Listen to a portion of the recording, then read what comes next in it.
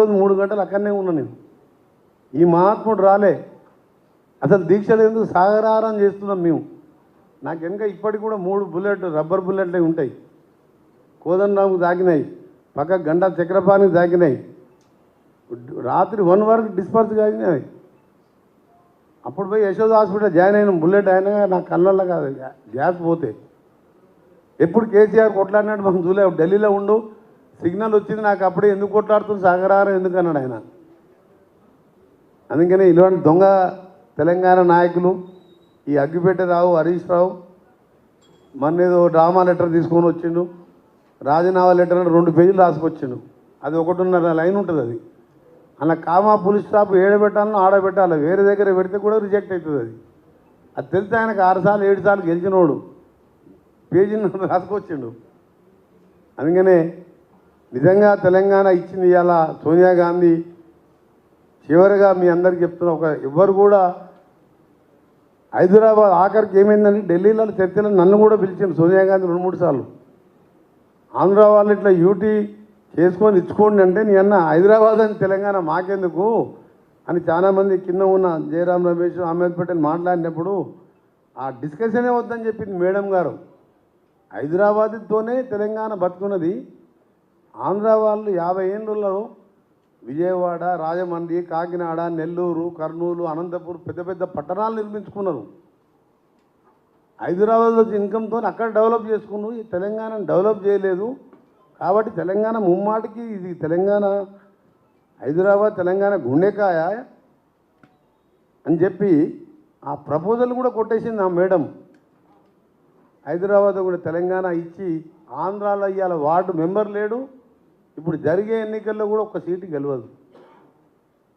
అలాంటి పార్టీని గెలిపించాలని మీ ద్వారా ప్రజలందరికీ కూడా ఎక్కువ సీటు గెలిపించి 14-15 సీట్లు గెలిపించి ఒక సుస్థిర ప్రభుత్వాన్ని ఏర్పాటు ఇంకా కూడా రాబో 5 సంవత్సరాలే కాదు, మరొక 5 సంవత్సరాలు తెలంగాణ ఇచ్చిన పార్టీగా మాకు అవకాశం ఇవ్వాలని, మీరు ఎక్కువ పార్లమెంట్ సీటు గెలిపించాలని మీడియా మిత్రులు కూడా మీ అందరికీ తెలుసు. మీకు ఇల్లు కట్టిస్తా అన్నాడు.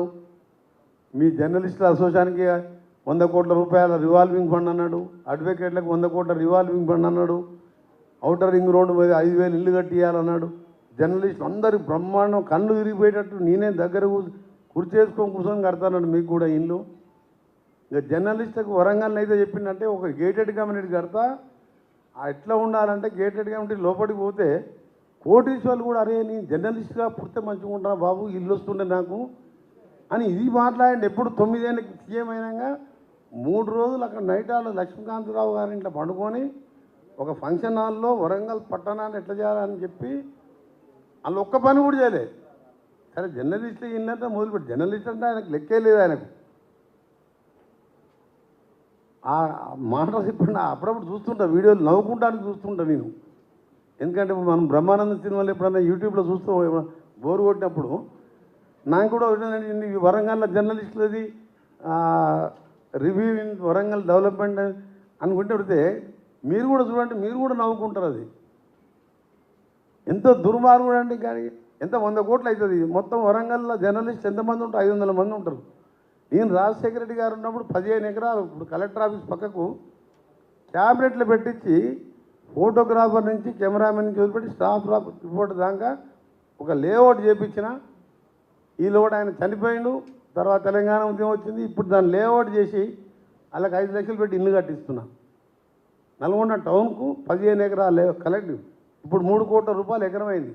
అప్పుడు ఒక 5 లక్షలు కూడా లేదు ఎకరం. అప్పుడు ఆయన క్యాబినెట్లో పెట్టి అలాట్ చేయించిన.